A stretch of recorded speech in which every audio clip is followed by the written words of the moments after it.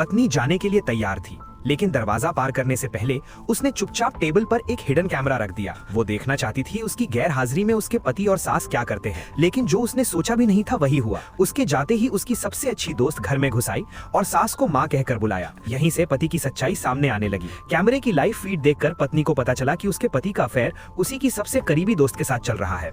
वो चुप रही, लेकिन सच्चाई जानने के लिए कैमरा देखती रही। तभी एक और सच्चाई सामने आई। पति और सास ने मिलकर उसका IVF सैंपल बदल दिया था। जो बच्चा वो पेट में पाल रही थी वो उसका नहीं बल्कि उसके पति और उसकी दोस्त का था। लेकिन बात यहीं खत्म नहीं हुई।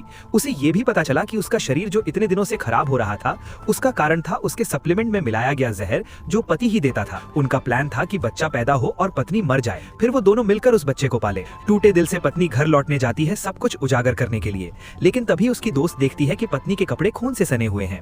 उधर सास उस दोस्त को समझाती है, चिंता मत कर, बच्चा होते ही तुझे और बच्चे को परिवार में शामिल कर लिया जाएगा।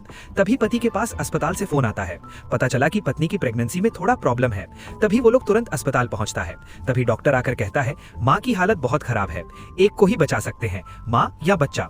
बिना एक सेकंड सोचे सास बोलती है, बच्चे को बचाओ। पति भी यही कहता है। उधर ऑपरेशन थिएटर में पत्नी ये सब सुन रही थी, लेकिन वो टूटती नहीं बल्कि एक प्लान बनाती है।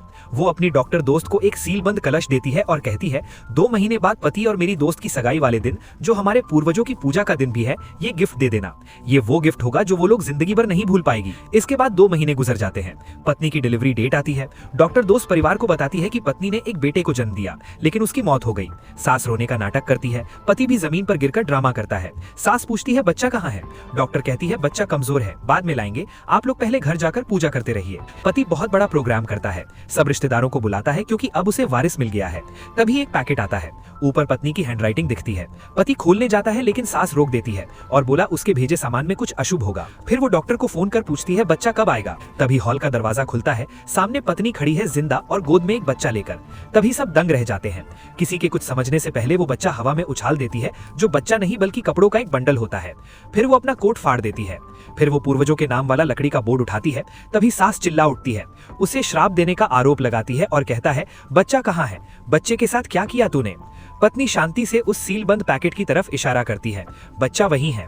पति कांपते हाथों से कलश खोलता है, अंदर सिर्फ राख होती है।